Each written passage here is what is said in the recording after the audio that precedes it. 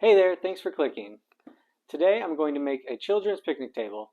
Now this is a super simple project, really using just some pretty basic tools, so this is definitely DIY friendly.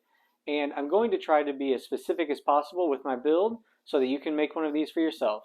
But before we get started, make sure to hit that like button, check out my links below. Oh, come on, move along. Excuse me? Nobody cares, just get on with it. Show us the work. I'm not even monetized yet. I need the good people out there to subscribe to my channel. It would help me out. Come on, what's wrong with that? Look, it's just what you do. When you click a video and watch it, you like the video, you subscribe to the channel, maybe even click a link. I don't know, it just seems like the nice thing to do. I bet if I had 100,000 subscribers, I wouldn't have to put up with this kind of heckling in my own garage.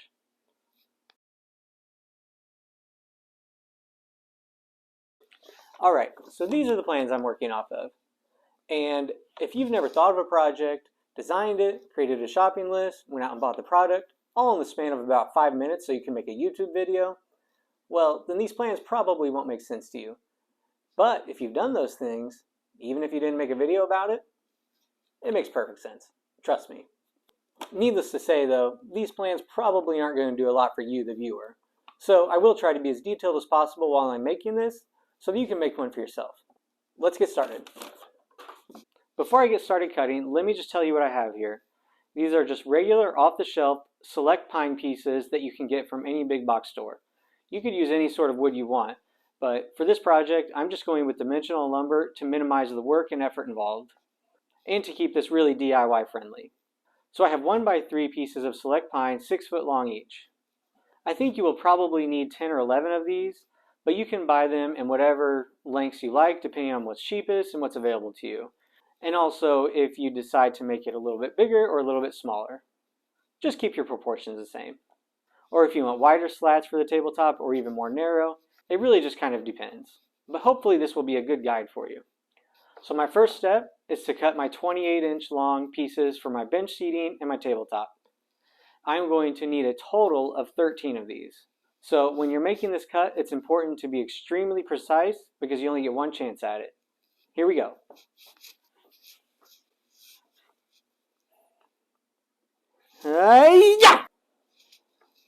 Alright, I'd say that came out pretty good. Not too bad. So now I've chosen the 7 pieces I want for my top. I measured these out and they are 17 and 9/16 inch. Now I want a 1/8 inch gap between each of my boards, and that is of course 3/4 of an inch. So the total depth of my tabletop is 18 and 5/16 inch. Now I need that number so I can make the support pieces for the edges. But I don't want those support pieces to be the entire width of the table, so I'm going to make them a little bit shorter, probably right around a 1/2 inch off each side. So 17 and 5/16. I've got my 2 pieces cut that are going to support the tabletop. And this is roughly how they will be sitting. Now I don't like this edge to just be completely squared right here, so I'm just going to take my can here and draw a profile on each edge just to give it a nice little finishing touch.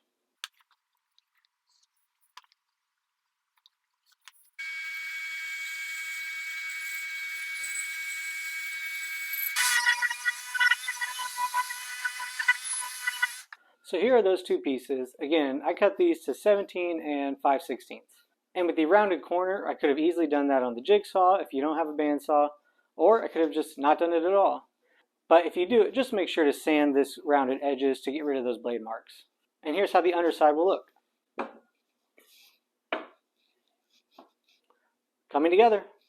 Now I'm ready to make the supports for the tabletop and the bench seating. And because I don't have any actual plans for this, I'm just kind of doing it on the fly. I need to figure out the angle at which to cut the legs. I know the rough height of the bench and the tabletop that I want this picnic table to have, but beyond that, I don't know the exact measurements or angle of my legs. So I need to figure that out. And lucky for you, once I figure that out, I'm going to tell you exactly what I came up with so you can follow along and do this for yourself. So let me show you how I do this.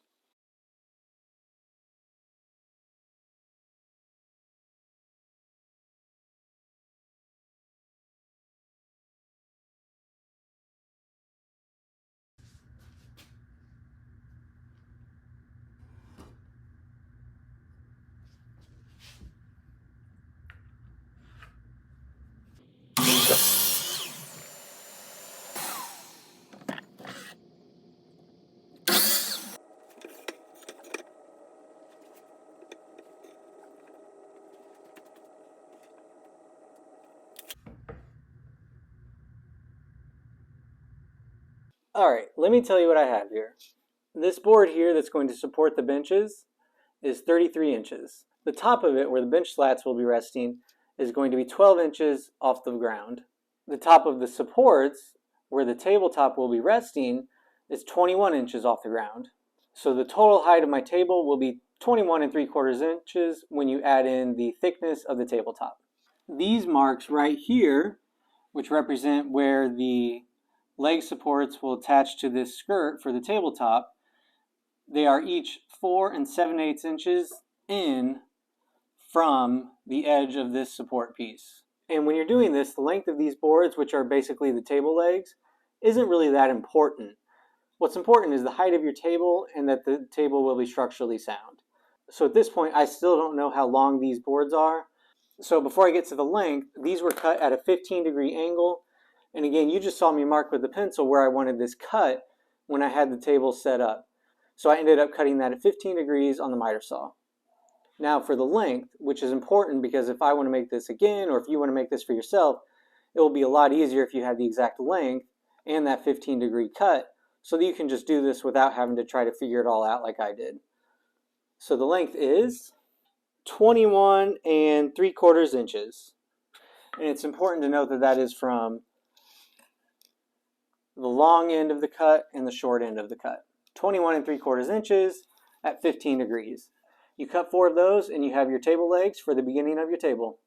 So I'm actually pretty close to being ready to assemble, but before I do that, I'm going to give these bench support pieces the same round over that I have on these other pieces, just to match, and it looks nice. And I am also going to give every piece of this table a round over edge with the router. You could just sand that by hand or use a palm sander. I have the router in the router table, so I'm just going to use a round over bit to make this process much quicker. It's just one of those things that gives a DIY project a much more finished and professional look. But I'm not going to bother showing you that, just know that I did it, along with giving this rounded profile on these bench support pieces. Alright, so I've got a pile of boards ready to be assembled. And don't worry, I am going to remove these stickers that came from the store and give it a little sanding just to smooth out that sticky residue. But other than that, if you've ever worked with these select pine boards from the store, you know that they are really smooth right off the shelf. I don't need to do any other prep work for them. And for assembly, I'm going to use stainless steel hardware. So a combination of screws for the tabletop and the bench slats, and some hex bolt hardware for the pieces that are actually going to support weight.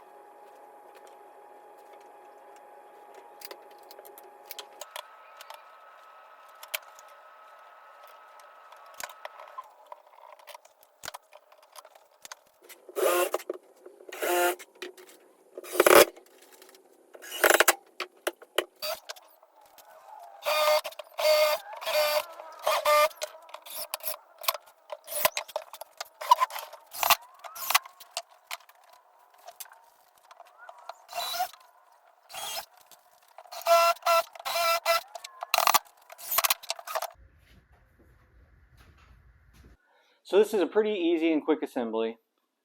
For the tabletop and the bench assembly, one screw on each side is plenty. And again, I use stainless steel screws, which are going to hold up in the weather. And make sure that when you're drilling these holes, you use a countersink bit so that your screws don't dig into the wood and cause cracks. Or if you wanted to use pan head screws that just sit on top of the wood, that would be fine too. And if you saw me using the tape measure for all these different little measurements around, that's just to make sure that everything is equal and consistent. Going into the assembly, I didn't really know exactly where each of these boards were going to be placed necessarily. I'm just finding the center points on the middle one, working from there.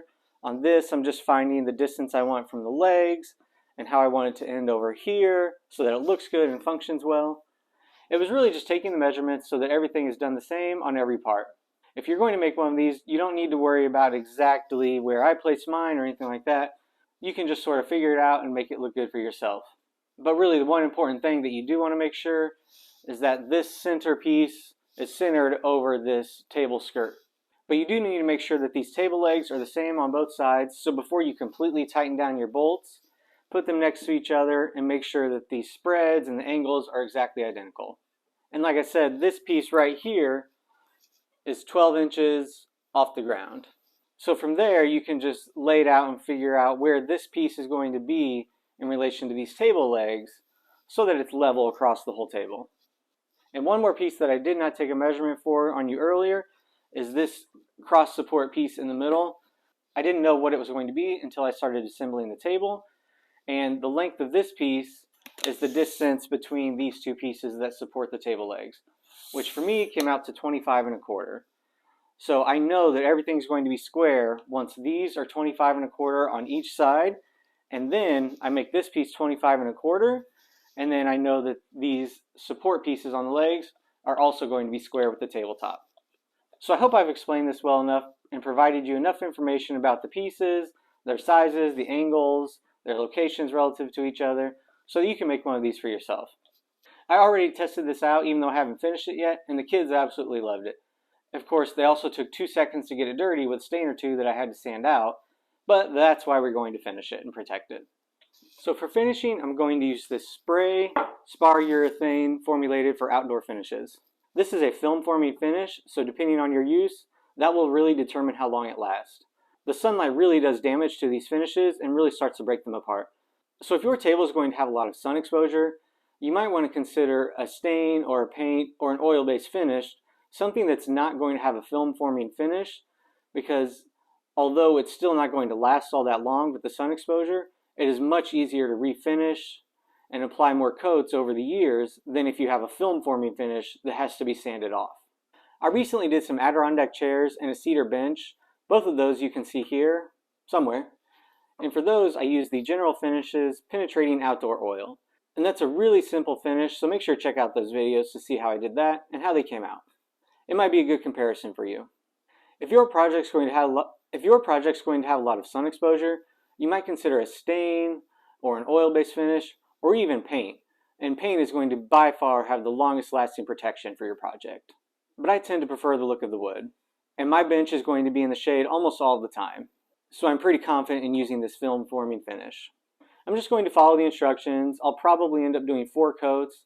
And depending on how it feels, I might give it a light sanding or buffing before the final coat or after the final coat, or both, just to get the quality of finish that I want. I'm looking for something super smooth and nice to the touch. I'm not going to bother filming that because I assume if you're watching this video, you know how to use a spray can. So I'm going to get that done, and through the magic of editing, here's what the final project looks like.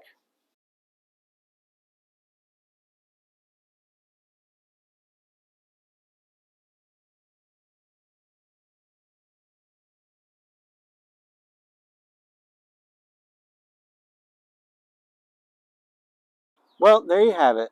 A simple DIY children's picnic table. You can make this project in probably a matter of just 2 days. Thanks for watching, and if you like this video or found it helpful, make sure to hit that like button and subscribe to the channel. See you next time.